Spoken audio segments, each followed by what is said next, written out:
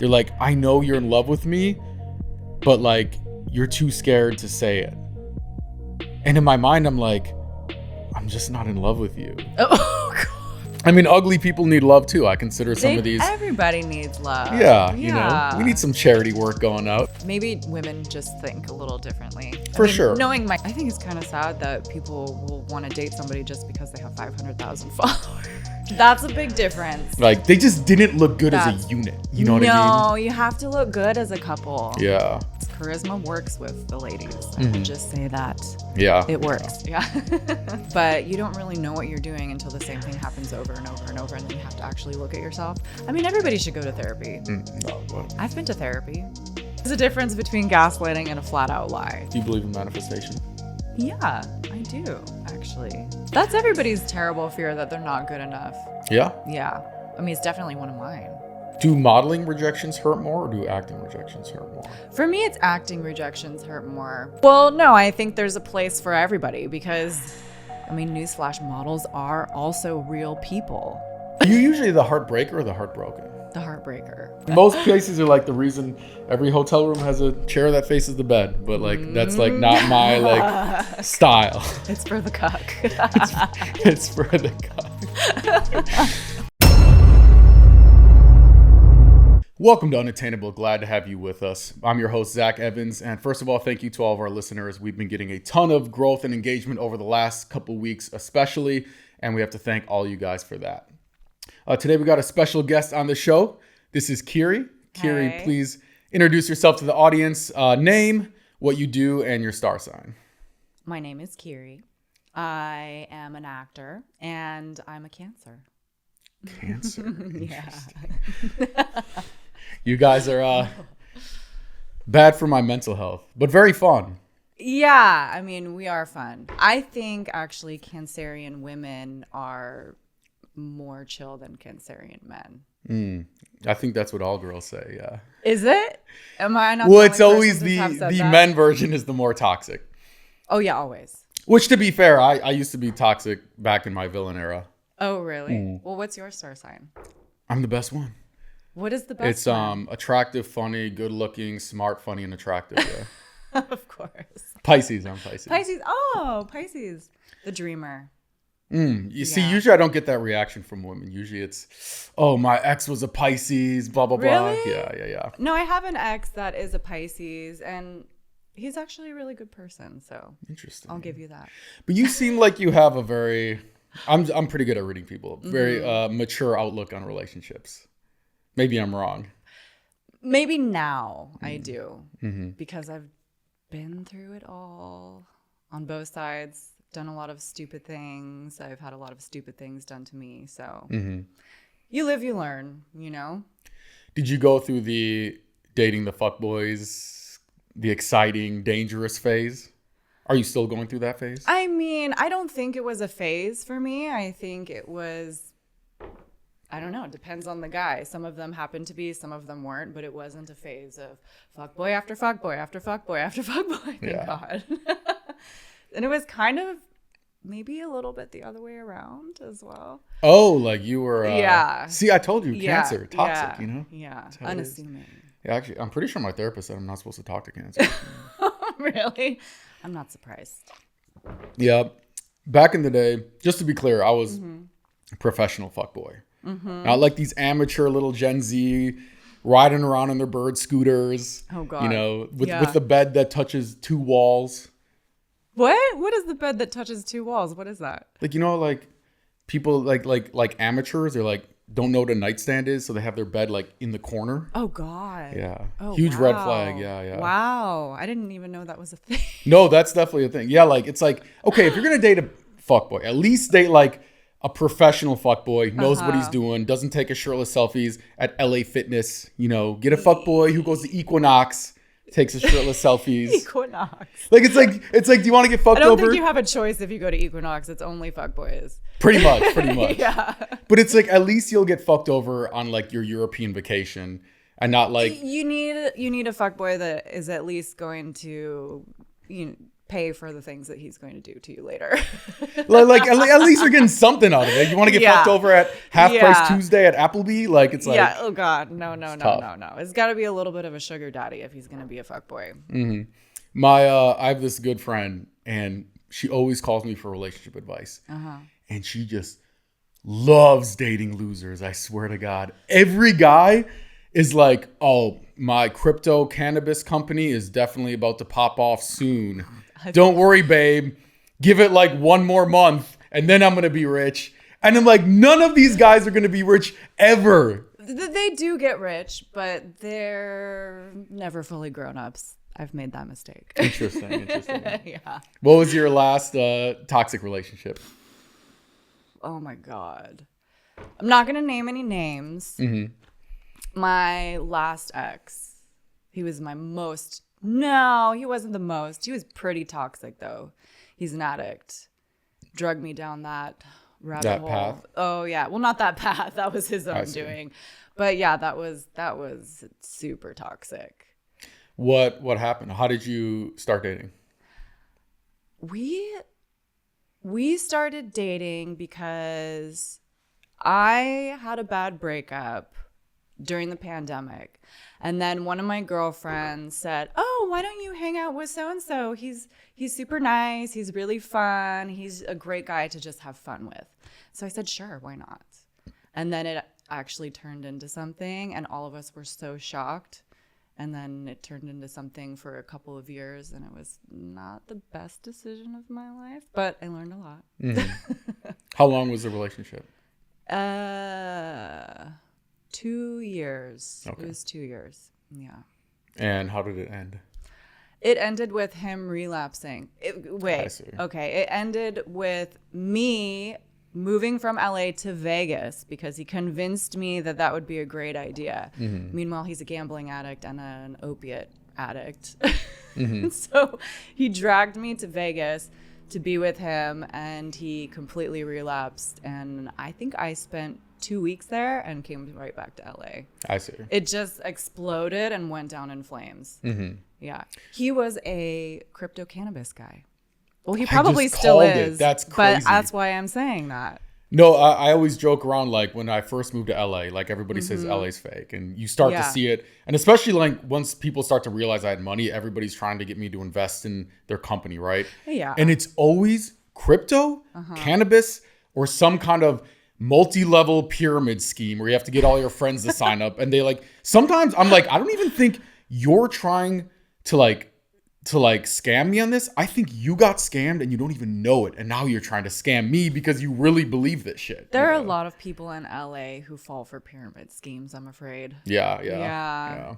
There's a lot of people who go into a cult too who come to LA. Yeah, no, that's definitely true. It's that type of person that just flocks here. And craziest part to me, so there's this girl that I was friends with, right? Yeah. And she starts dating this guy. And she's like, kind of bragging about it. She's like, yeah, Zach, it's this videographer. He has 500,000 followers. I'm like, oh, for a videographer? Like, that's pretty good. I'm like, looking at his thing. Like, first post is like 7 likes, 0 comments. Next post is like 37 likes, 1 comment. How did she not pick up on that? Here's the crazier part. Okay. So I tell her, I'm like, yo, like, this is obviously fake. You realize this. She's like, oh my God, I didn't even know. But then the crazier part, a week later, I overhear her like FaceTiming one of her friends. And she's like, yeah, I'm dating this videographer in LA. And she's like, he has 500,000 followers. And I'm like, you don't even care that it's like fake because you still feel cool that you can tell people that you're dating someone with, 500,000 followers, which is bizarre to me. Isn't that sad though? It's actually genius, I think. What? No, think about it like this. Okay, imagine from him buying all the followers to get girls to date him. Well, I guess also that I meant more so. Okay, think about it like you're a girl, right? Yeah. So you can tell people you're dating this like celebrity big shot guy, and then if they find out that it's fake, you can just be like, "Oh shit, I didn't know."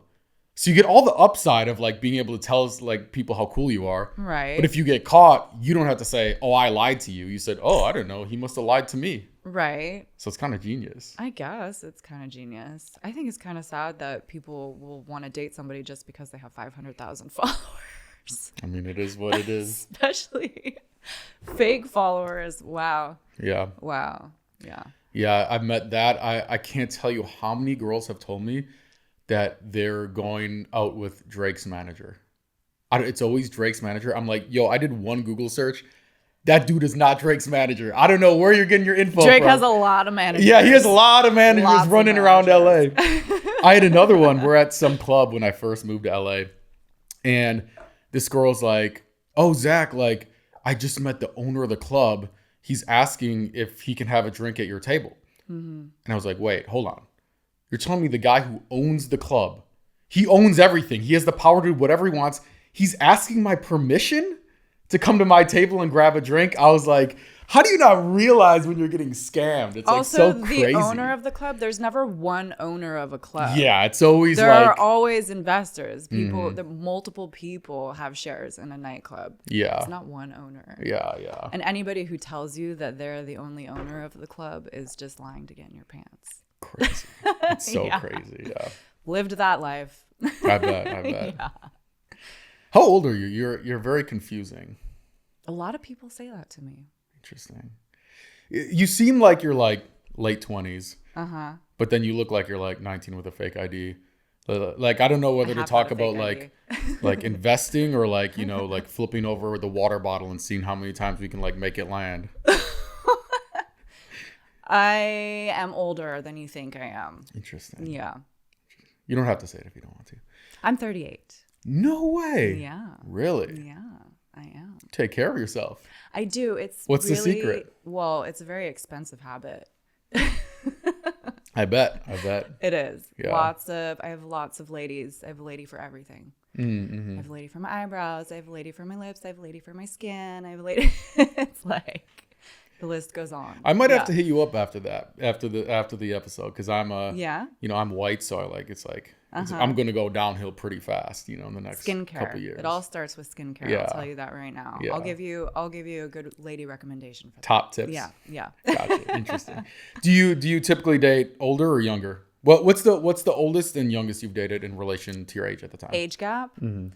The oldest I have dated was 12 years older than me. Okay. It's not so bad. That's not bad at all. No. And I was gonna think that it would be even older than that. Yeah. I mean, I think probably. Especially like, you know, like it's a little different, like 18 to 30 versus like, you know, 30 to 42 or something. Yeah. No, I was younger. Okay. I was 30 and he was 42. Okay. Yeah. That's very reasonable. Yeah, it's reasonable, right? We're both adults at that moment. I think the youngest, don't think I've never dated a younger guy, but in my fuck girl days, it was 8 years younger. He's got the six pack, you know, he's got the tan. Yeah. Foreign. It was fun.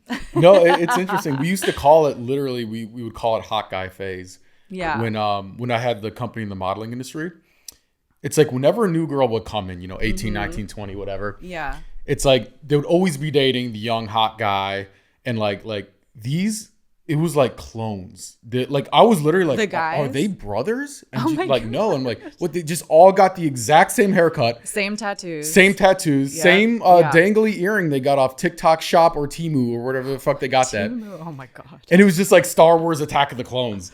But then every time, like the most beautiful girls, right? Like the like real like stunners, right? When they're 22, 23, 24, it's like they would migrate and they would always be dating like some dude that like if he came in like, oh, I'm like here to fix your HVAC, I'd be like, that makes sense. You know, like a little bit older, just normal looking dude, but they're always just like super successful or super charismatic or just mature and just have their shit together. And it's almost like, I feel like the more beautiful girls like figure it out faster because they have so many like potential people trying to get with them that they kind of figure out, oh yeah, actually I don't like the immature like 20-year-old who's like going to frat parties still, and I want something that's like a little bit more. Yeah.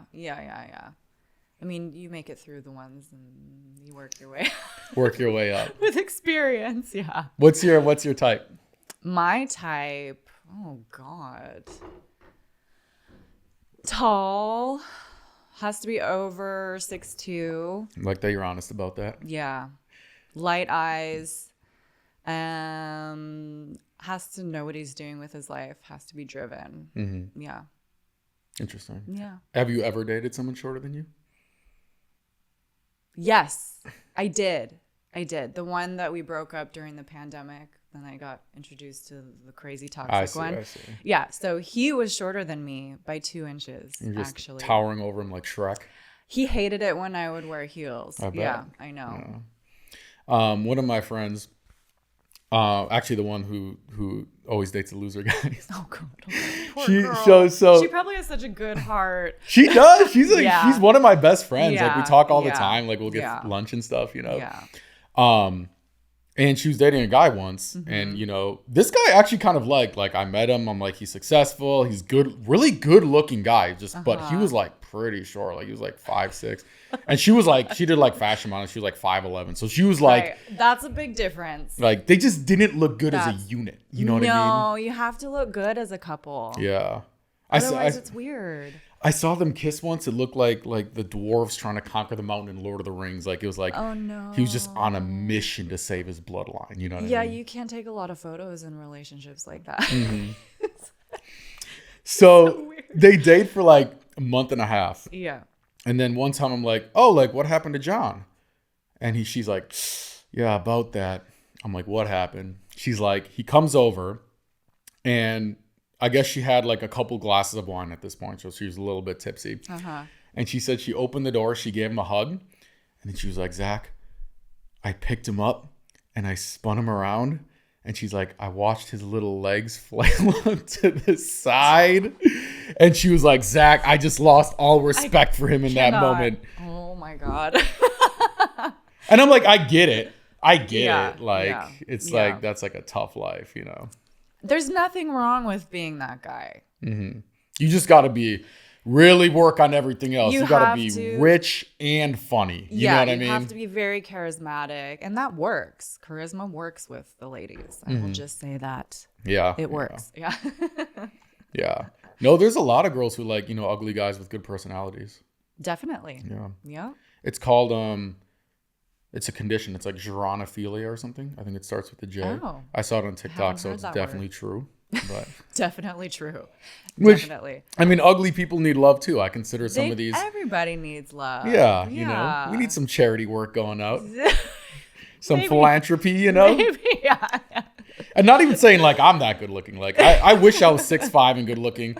I can just get one tattoo and girls want to fuck me for no reason. But instead I gotta like work on myself and like memorize all the star signs and like fucking like work on my personality. It's like it's kind of annoying. Yeah. Well, especially if you live in LA, you have to know all the star signs.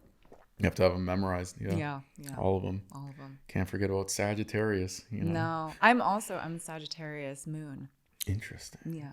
Interesting. So what do you said you've had a lot of toxic relationships, it sounds like. Yeah. What draws you to that type of person? Or is it just coincidence?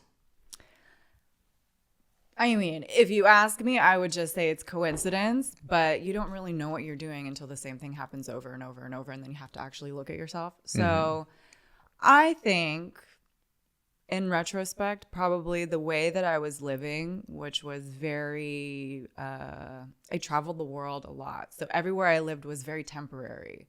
So I would be a different person in every country that I was living in or every city that I was living in. Not like a crazy person, but you know, it's just a different side of yourself that you see or that you know or that you portray when you're in a different place. And I think that, and also just what word am I thinking of? Just having it so temporary, it doesn't mean that much to you. So you're just kind of looking for fun, but then real feelings start happening and then you realize this is toxic. I see. Yeah. I think for me, that's most of it.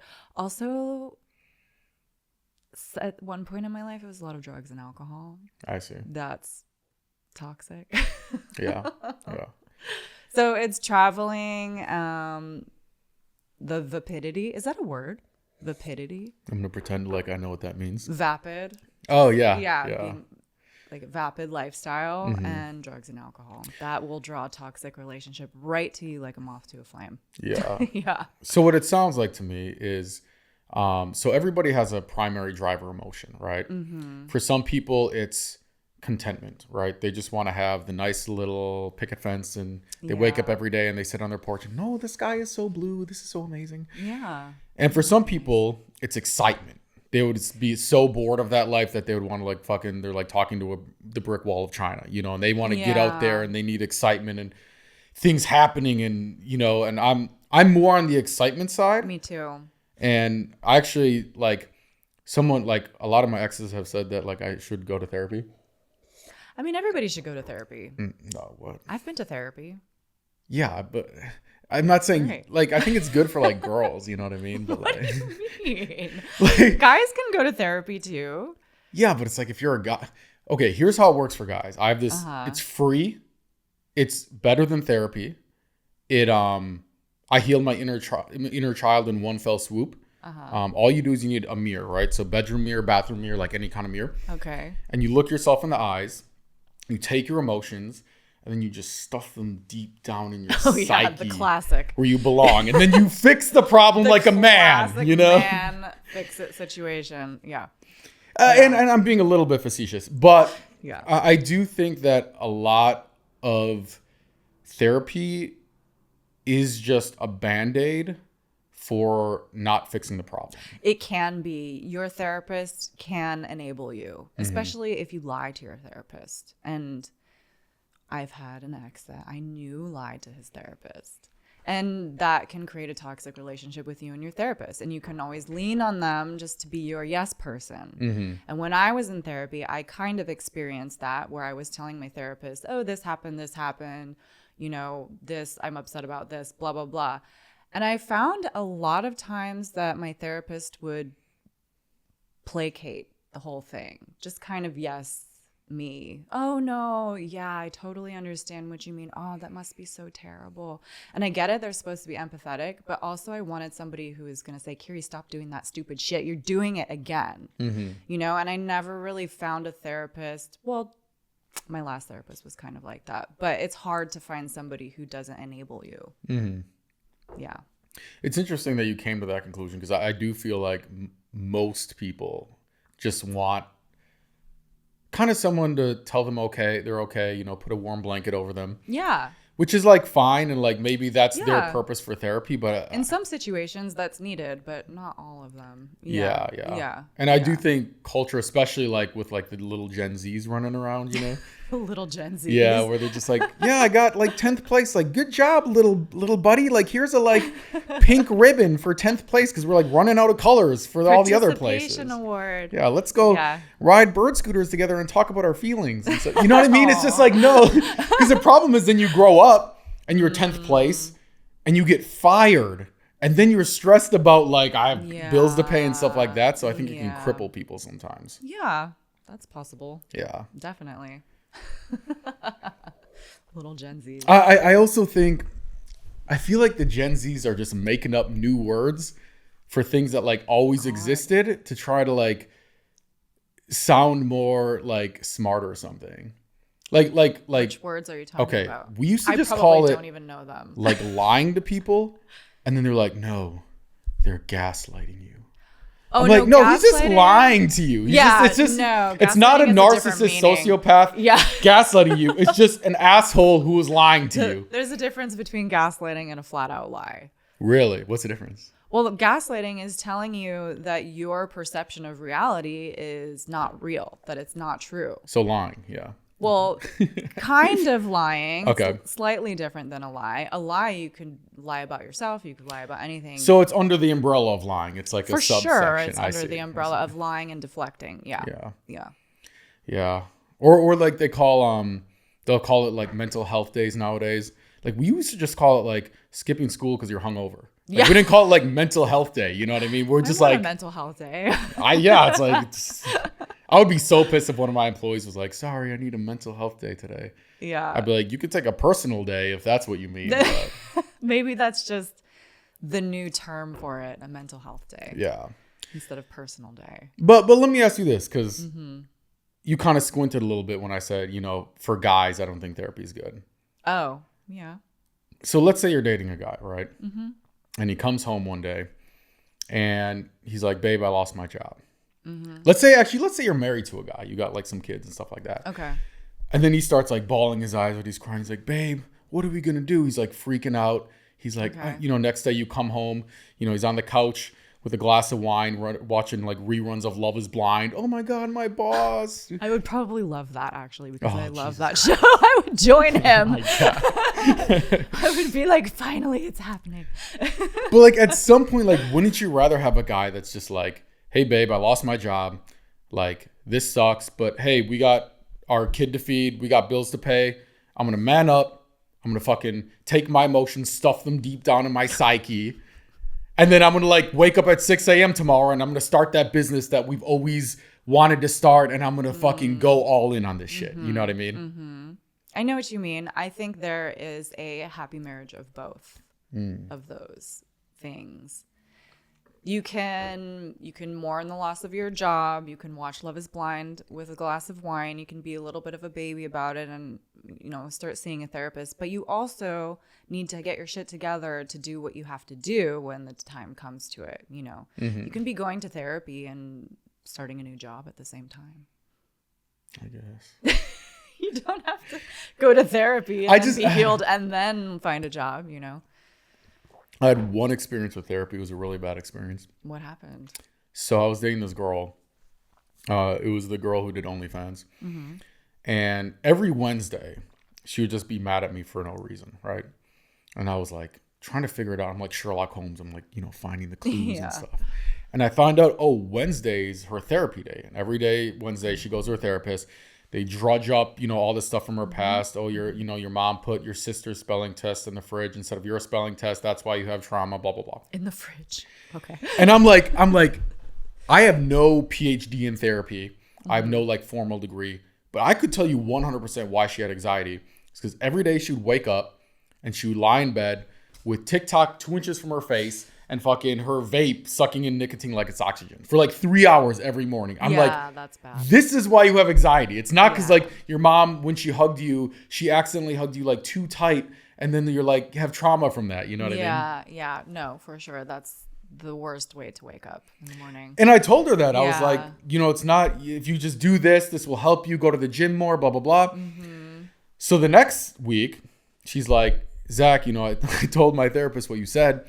He wants you to come to like our next session. Oh, wow. I'm like, oh, Jesus Christ. What did I rope myself into? Yeah.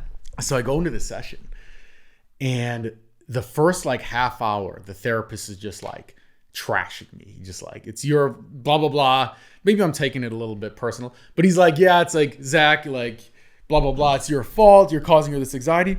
And halfway through, I'm like, I think this dude is trying to fuck my girl. Like, I think he's trying to like paint me as the bad guy, and then he gets to be the shoulder to cry on, and like he's trying to like hook up my girl. So I like stormed out of the like office. I was like, fuck this shit. Oh my God. And she's like running after me. She's like, Zach. I'm like, babe, your therapist is trying to fuck you. And she looks at me. She's like, first of all, he's not my therapist. He's my energy healer. Oh. And I was like, it's not even a real therapist. I got some Temu brand Walmart therapist trying to fucking tell me how to live my life. Temu therapy. Yeah, so. Oh my God. Ever since then, that's pretty never experienced therapy. Well, to be fair, if he wasn't a licensed therapist, he was an energy healer, I guess. Like, what is the qualifications for an energy? Like you go to the top of a mountain and you get struck by lightning and you're an energy healer? Like, I honestly don't know. I really don't know. You have to have a lot of crystals. Yeah. I mean, I have a lot of crystals, no judging, but does that make me an energy healer? Do you believe in crystals? Yeah. Interesting. I do. I also read people's tarot cards. Interesting. Can I? No, I don't want to offend you. It's fine. Okay. The reason I don't believe in crystals is everybody that I know who owns crystals rents. Oh my God. And I'm like, none of y'all, you have the power of the universe in your palm. None of you could manifest a house? Oh my God. I do rent.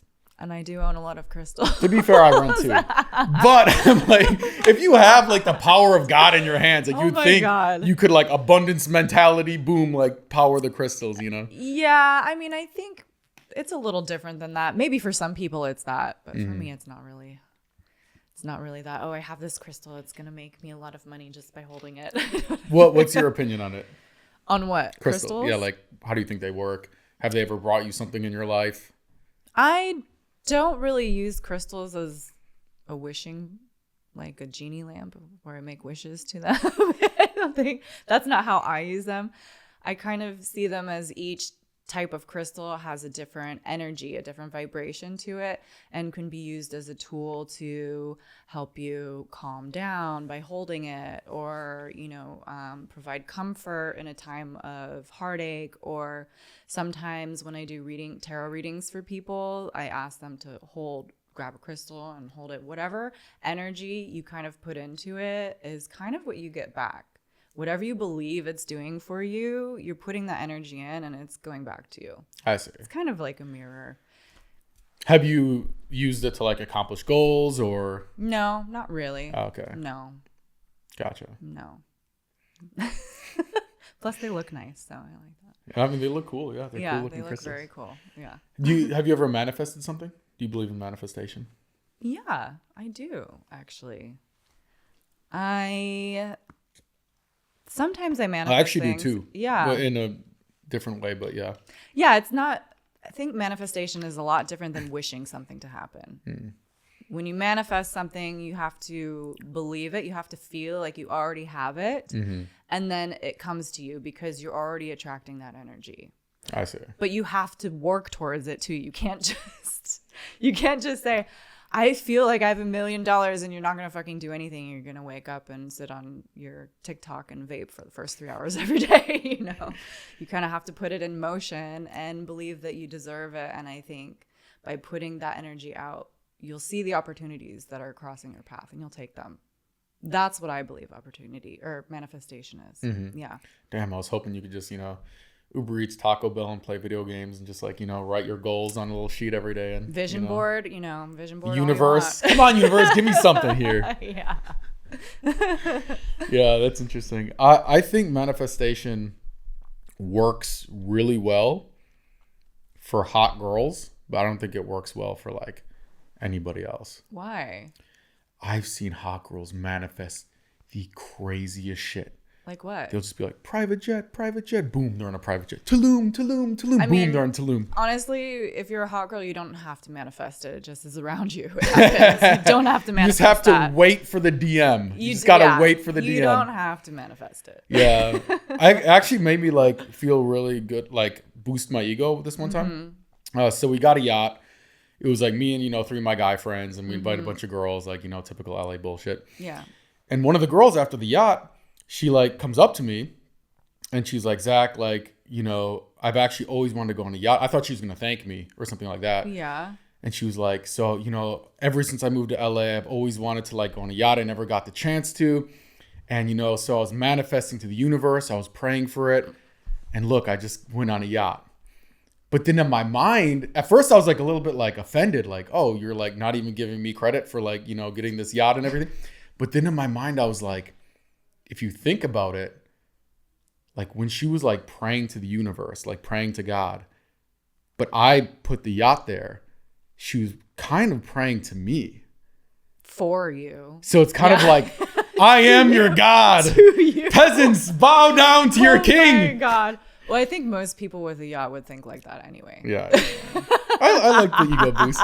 It's called taking a negative and spinning it into a positive. Of course. If it makes you feel good, there you go. Yeah. What were you like as a kid? I feel like you had good parents for some reason. I do have great parents. I do. Yeah. I was a little bit of a troublemaker as a kid. My parents gave me a lot of freedom, and I took that freedom for sure. Ran with it. Yeah, I did. But nothing crazy. My mom said that I was the exorcist baby, which is really nice, but Demon spawn. Demon spawn. Cancer, it adds up. Yes, yes. Wouldn't stop crying. Toxic, Yeah, screaming. Yeah. Adds up. Yeah, it adds up. I actually wanted to ask you something about, you mentioned when you travel, you like it because you can kind of become a different person wherever you live kind of thing.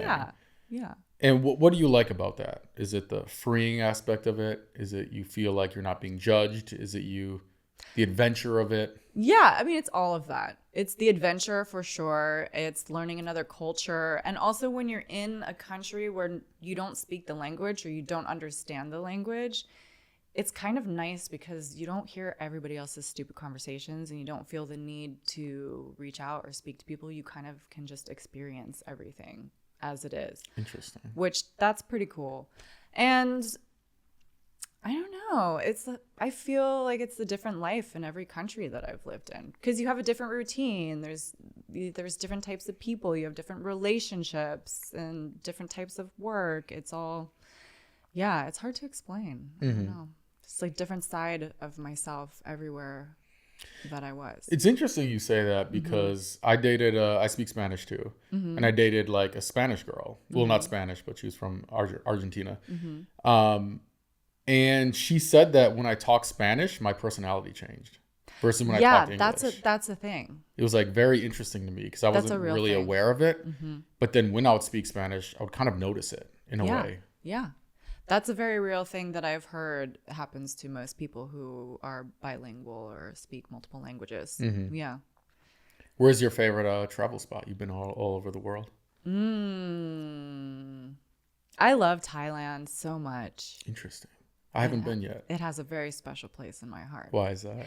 I spent a lot of time there and I've had some amazing memories. Some of the most amazing memories I've had. I'll just say one because it's popping up right now. We went to an island. It was a private island and there was, I don't know, maybe 50 of us. And we had the entire island to ourselves in little bungalows everywhere. And we had maybe 5 or 6 DJs and we just partied for 3 days nonstop on our own island in the middle of absolute nowhere in Thailand. I don't even remember the name of the island. It was tiny, but I love that. I've also gotten the sickest I've ever been over there. Yeah. Food poisoning or what? Food poisoning, bug bites. It's just the whole all together. Yeah. It's bad. Yeah. So bad. So Thailand has a very special place in my heart. Where else? I also really love South Africa. Interesting. Yeah. The food is amazing. The seafood. Yeah. And you eat the weirdest animals there. I think I had kudu, which is an antelope, I believe. I had ostrich when I was there. Their oysters are some of the best I've ever had in the world. I'll have to check it out. Yeah. Yeah, I do think I'm very big. I think Europe is overrated. Yeah. I like I kind of like Eastern Europe and kind of like the lesser known countries. But every time I go to like France, Italy, Spain, I'm just like, this is just like America, but they have accents. Like, it's not that different. It's like you're not really like experienced. Like, yeah, it's a different culture, but not really. Yeah. You know, versus if you go to more like Lithuania, Latvia, or if you go to like South America, I feel like it's a very different culture. And it's like completely, it makes you think differently. Yeah, I went to Europe this summer and I went to Ibiza. It was nice. There's some beautiful beaches, but for the most part, it reminded me of Vegas. Yeah, it's just like a better Vegas. we were at a little more classy. Yeah, we were at the club High, and David Guetta was playing. We had a table and everything, and I just felt like I was in Vegas. I was like, I don't have to be in Ibiza for this. I could just go to Vegas. What am I doing? Yeah. That cool. Yeah. But there were other really beautiful parts of Ibiza that I liked. But I think what you're saying is the European cultures are very similar. Yeah, because it's still Western culture. You're still, and I guess first time I ever went to Europe, I took my girlfriend at the time, and it wasn't a bad experience, but it was like, so the day before we left, she comes up to me with a binder and she's like, Zach. Is that your itinerary? Literally 8 a.m. walking tour of the city, 8:30 breakfast. Here's the restaurant. And I was like, babe, the funny part is in real life, she did like modeling and she would wake up like 12:30 p.m. She'd be like late to all her shoots. Like she was like the least, and I like was building my business. I like my calendar color coded. And now we're going on vacation. I'm like, now you want to be responsible? I want to chill, go to the beach. That's so interesting. Yeah, it was kind of fun. It was like a that? reversal of roles. Yeah. Because she was like, I've never seen you plan anything in your life. Now you have a binder with like notes and like sections. A binder is extra. It was very, and this was like, 10 years ago or something. So like, it was kind of like cell phones. Yeah, exactly. This is like a long time ago. Yeah. And yeah, so the first European trip was a lot of like tours, and it's like, here's an old building. Cool. All right, now we're going to go to this old building.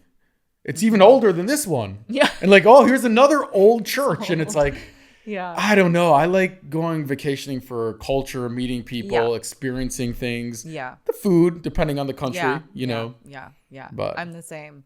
The city tours, I'm not so big on. I like the culture, the food, going out and grabbing drinks, walking around and just experiencing it for yourself. Yeah. I think it's just winging it. Yeah. Winging it. Yeah. Yeah. And do you typically meet a lot of people there, or is it more like you kind of do your own thing? I mean, when I'm on vacation, actually every country that I go, I know somebody or know somebody who knows somebody. So I'm either meeting new people or hanging out with old friends and being introduced to new groups of people. So, yeah. And what's your, what guys are the best? What country? What guys are the best? What country has the best men? I don't know. I'd say they're all pretty even. Interesting. Yeah. I went through a Brazilian phase when I was really young, but I can't say that they're better than anyone else, honestly. Kind of phased out. Yeah, phased out. What's your love languages? Love languages. Do you know the love languages? Yes. Okay. So time is a really big one for me. Touch, and then I would say words of affirmation. Interesting. I'm physical touch, and I used to think it was quality time, but I actually think it's quantity time. Like, I think I like somebody who I can sit in silence with, and we can just be doing our own thing, but they're just there. I like having someone around where it doesn't feel like, fuck, I gotta like think of something to talk about now. Yeah. Where we're just comfortable in each other's presence. Yeah. That is nice. I think it's kind of underrated. It is underrated. It's nice when you can go about your life and you don't feel pressure to be on or entertain somebody or find things to do constantly. Yeah. And I used to be like so awkward back in the day. I think maybe that's where it comes from, where like I don't want to feel like I need to like talk to like think of something to say. You know what I mean? There's no pressure. Yeah. Like when I was in high school, I was like fucking nerd. Huge nerd. No, not in a good way. Yeah, not in a good way. I was like so awkward. Oh, God. Actually, it's kind of funny. So first girl I ever dated, right? I was in high school, couldn't talk to girls for shit. They started a rumor around school that I was gay, like one of the football players. I was so my junior year, one of my friends is like, yo, this girl, Julie, like wants you to ask her to prom. So I was fucking pumped. I was like, this is my shot. I'm like, Zach, don't mess this up. Don't mess this up. Yeah. And then, so I went to her locker. I still remember I was like shaking. And I like go to her locker. I'm like, hey. She's like, oh, hi. And I'm like, do you want to go to prom with me? She's like, yeah, of course. Aww. And then I like paused and I freaked out and I was like, okay, bye. And then like ran off. It was so fucking awkward. So we started dating. Yeah. And I was the biggest loser simp like in the world. Like this is going to make you cringe. I would literally wake up Monday morning every week and I would drive to this Walmart between our houses and I would pick up a bag of the purple Skittles, like the wild berry flavors, because that was like her favorite one. Good, yeah. And some flowers, and I would like write a little note and just like leave it on her doorstep so she would like find it. That's really sweet. That's so cringe when I look back at it. Oh no, that's sweet. So you say that, but I feel like if that actually happened, you'd be like, get the ick or whatever, you know?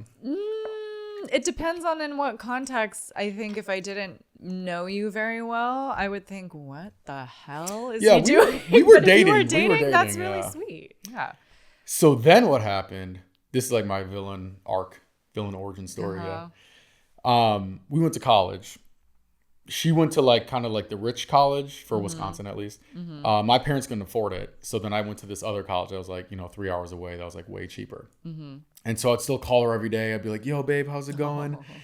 And she would always, this is when I learned what a fuckboy is. She would always talk about this guy.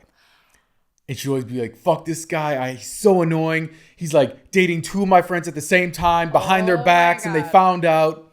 Okay. So I'm like, yeah, fuck this guy. Nobody likes this guy. We don't like him, right?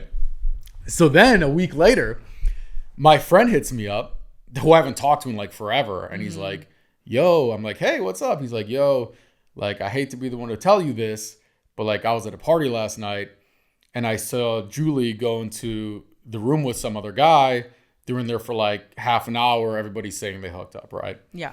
And I'm like, no, bro, we're in love. She would never do that to me. Like, I was like that. Yeah. So next day I skipped class, and I would never skip class. I was like a good student. Yeah. And I drove to her college and like knocked on her door. And she opened it. And I remember I thought it was weird because she was just like, oh, what are you doing here? Like, she wasn't like, oh, hey, you surprised me. What's up? She was like, what are you doing here? Yeah. And I was like, yeah, like, everybody's like starting this rumor about you. Like, don't worry. I know it's not true. Like, I know you'd never do that to me. And then she was like, yeah, actually, I did. Oh, really? And she told you? She just admitted it, like, straight up. Wow. Okay. And I was fucking devastated. And I remember the way she said it, too. Like, I asked her the last thing I ever said to her in my life. I was like, Julie, I was the best boyfriend to you. I would sacrifice anything to make you happy. I was like, I just want to know why. And I remember she went like this. She like shrugged her shoulders and she was like, I just got bored.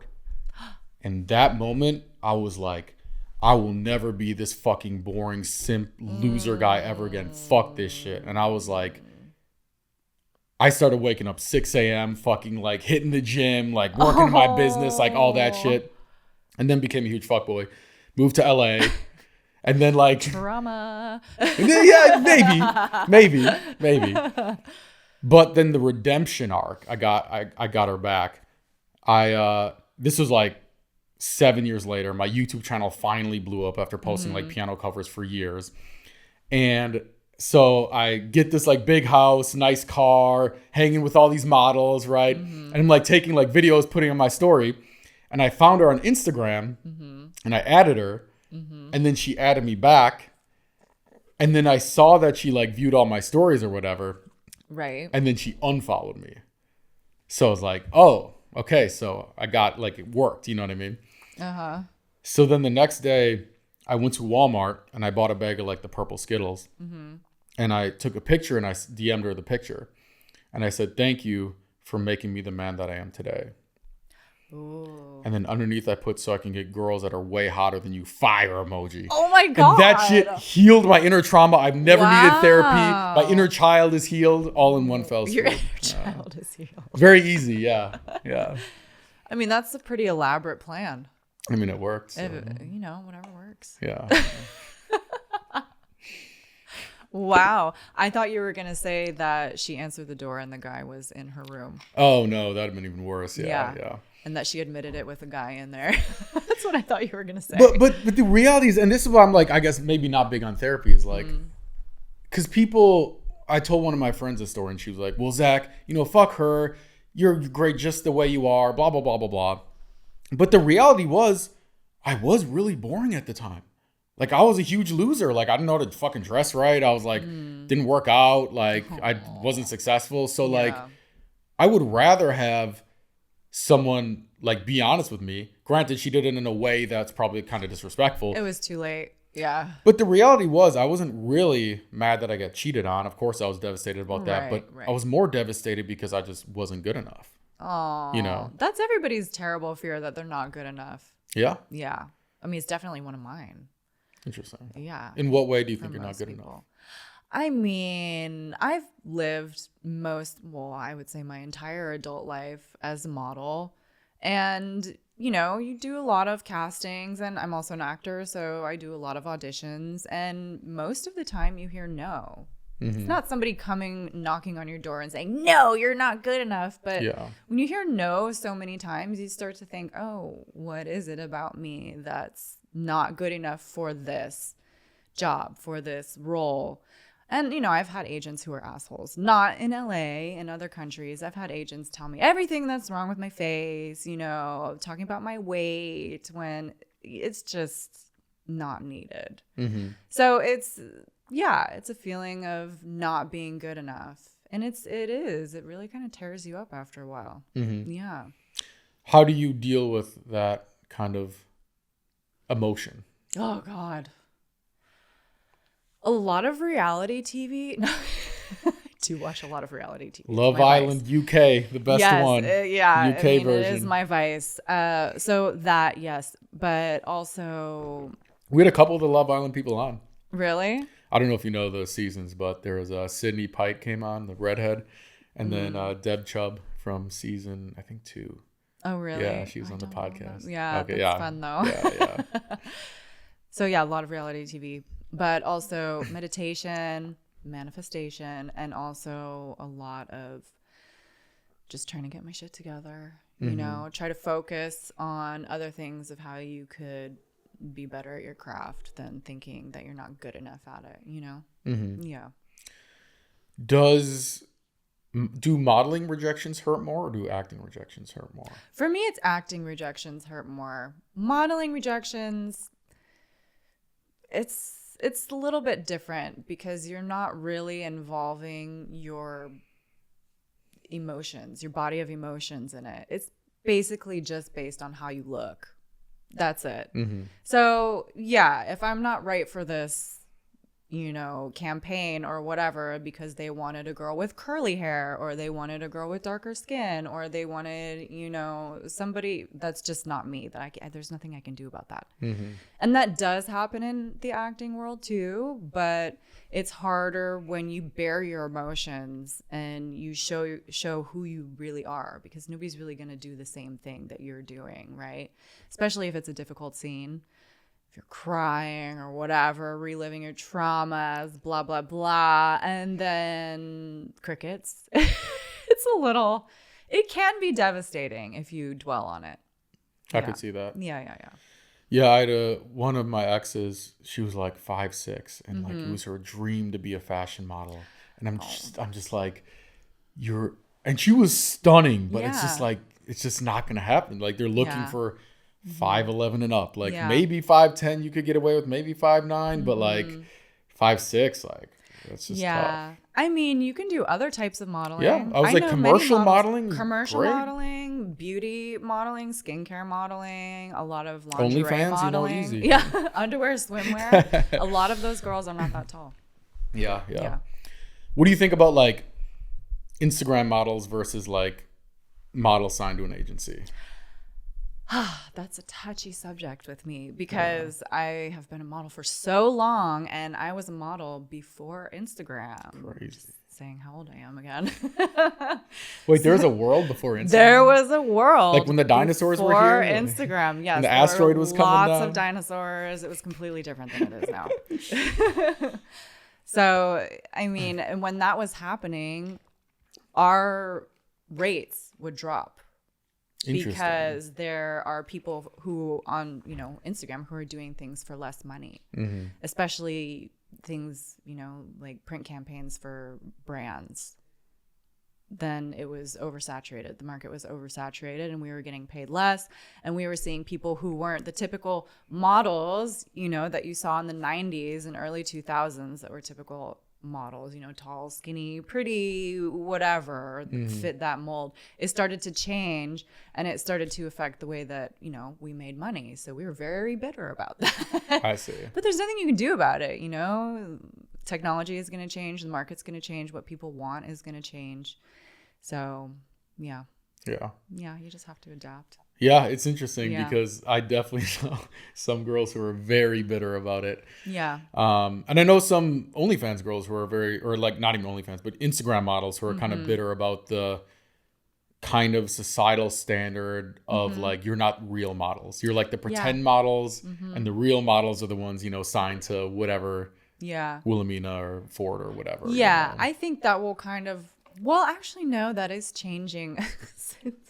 It's funny because I love my agent and I love my manager and everything. I had a conversation with both of them on separate occasions, and I do always get the same thing said to me, that my look isn't really in the market right now because they're looking for real people.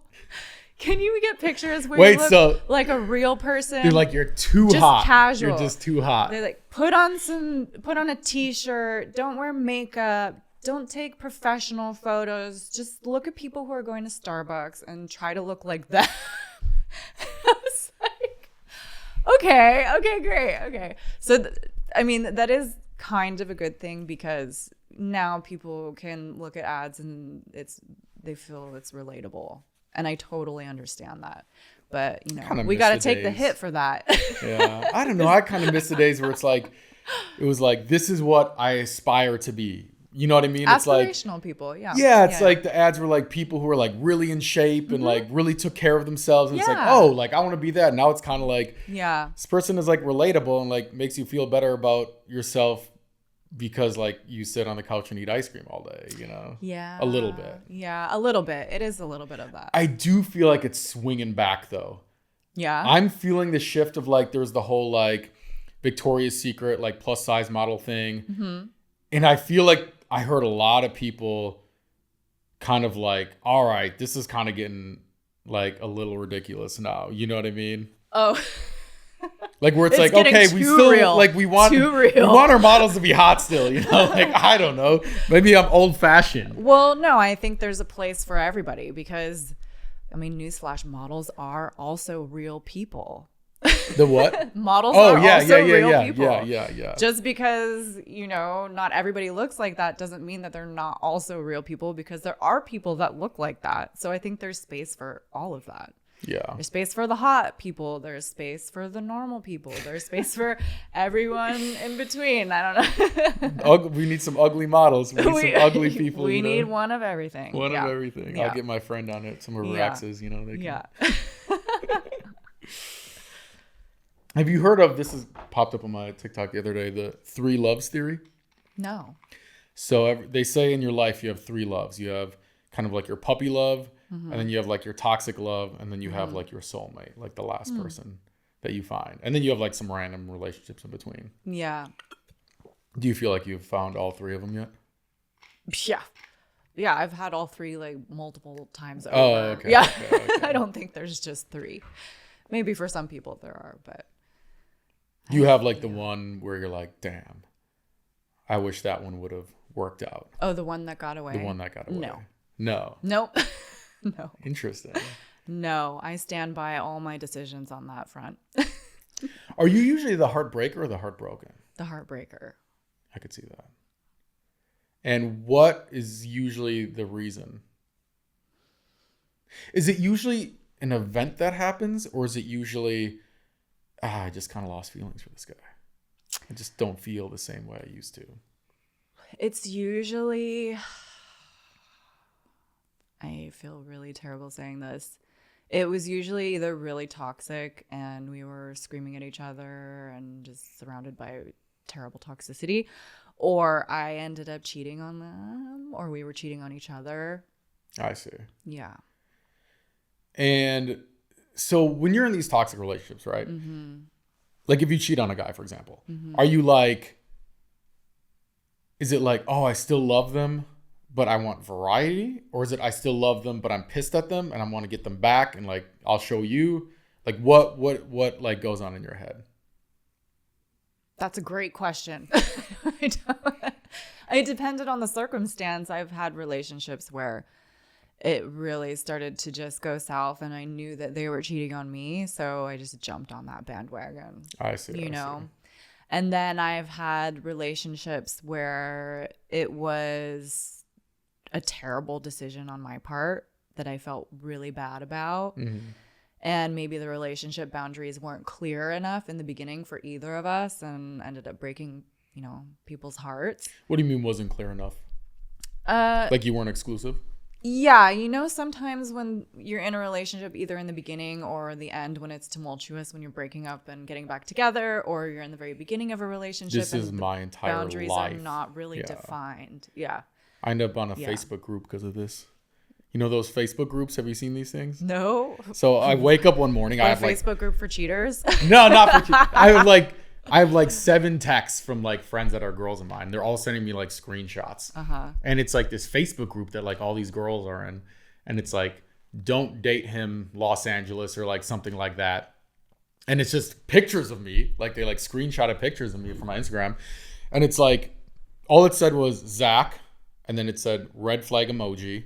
And then it said Pisces. Wow. And then it said, we'll send more details once approved. So I guess it's like once approved? Like the moderator of the group Who has to like it? There's like a moderator of the group. I asked my friend this. She's like an expert at this. That's bullying, no? It's very much bullying. I'm actually the victim in this circumstance. Yeah, I mean, why would you want to spend your energy on that type of thing? Yeah. But it was kind of funny because like she used really good pictures of me. And like, so I was kind of like happy about it a little bit. It's kind of like, you could have chose like way uglier, like scroll far down on my Instagram, found some like, well, that's you know, nice of her then. Yeah. So I kind of like almost, I was like, are you an industry plant or because it's an anonymous member. So like me and my friends, we're all trying to like figure out who it is. Yeah. And like nobody can figure it out. And we still don't know to this day. It's like a mystery. It's like Sherlock Holmes, you know? Oh my God. The drama in this parallel universe. Yeah. It's very difficult. Yeah. So I don't know. We'll see what happens.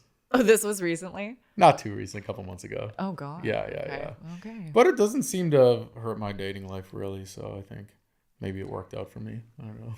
Yeah, well, I think anybody who's on those type of Facebook groups is probably not looking to date. They're looking to seek revenge or wallow in their pity. Yeah. It was funny because like my like 7 friends who texted me, I'm like, why are you in this group? Like, I'm kind of judging you for being in this group. Yeah. But they were kind of like my spies. So I'm kind of glad they were. God. You know, they're like my spies. This is a whole operation. It's a whole operation. Wow. Yeah. Okay. Oh, but my point of that is, so once she got approved, because they sent me all the screenshots, that's basically what she said about me. Was like, oh, he like leads girls on and then like strings them along and pretends he wants a relationship.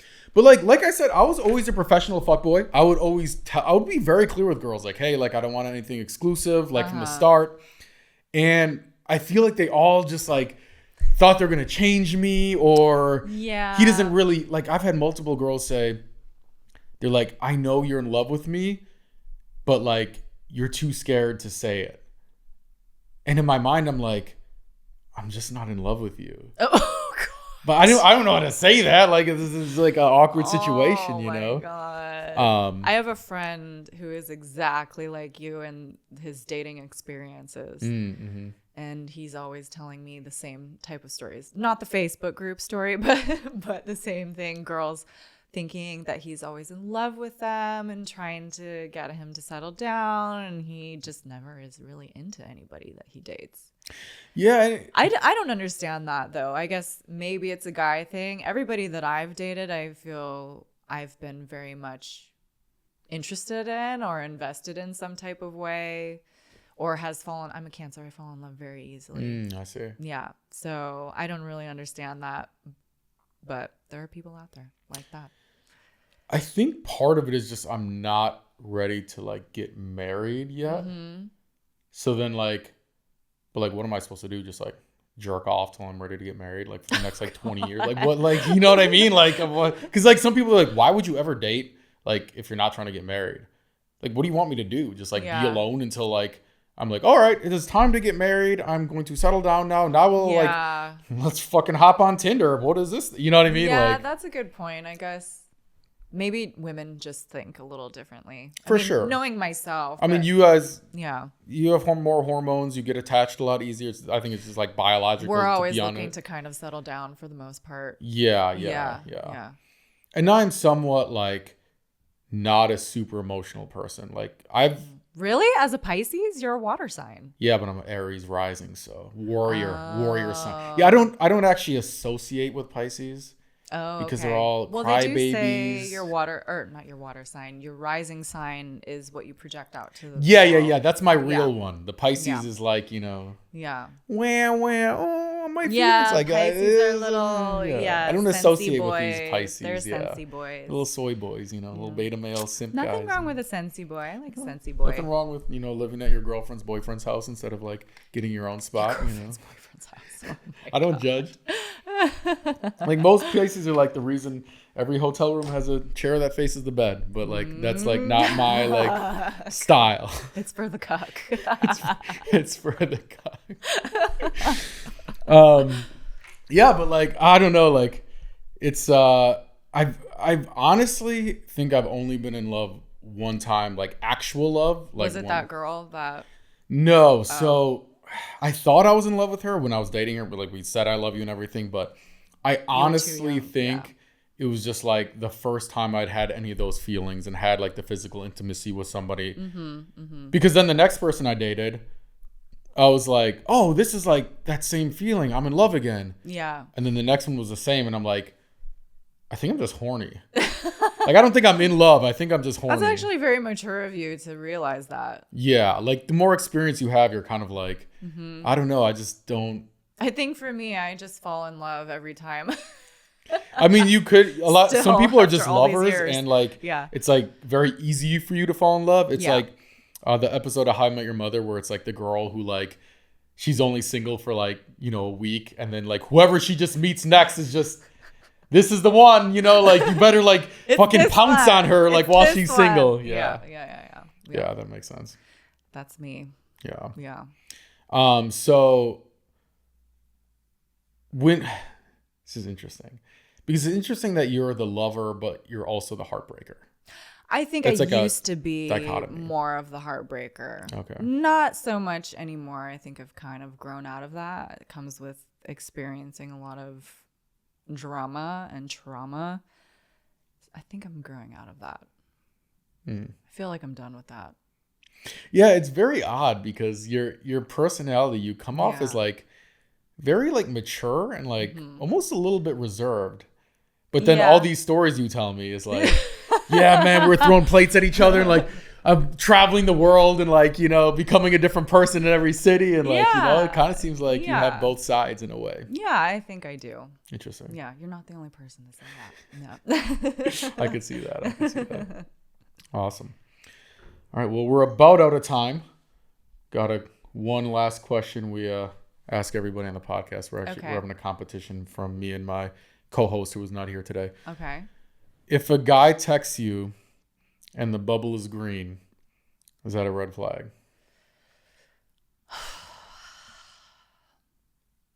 I would say in my life right now, yes. It's one for me. Another one for me. But it's because of the circumstances. If a guy texts me and the bubble is green, it's either one of those people, scammer. It's either a scammer for sure. And I do have a boyfriend right now, so it's either somebody who's not good news or a scammer. And my boyfriend has an iPhone. Yeah. So it's like, I know it's bad news if it's not coming from an iPhone. I'm always like, is this a Google Voice number? Like, is this like your second phone? Like, yeah. Or the text messages that are just, hey. And you're like, what the fuck is that? What is that? Yeah. Who is this? I don't even answer those. Yeah. I just block them. Yeah. Yeah. Or their emojis are just like question marks. Yeah. It's ridiculous. Jackie liked your message. Yeah. Like, it's ridiculous. Awesome. That is one more point for me. So there you go. I appreciate that. Yeah. You're welcome. All right. Well, this has been very fun. We'll have to have you on for round 2 sometime. Sure. Thanks for watching.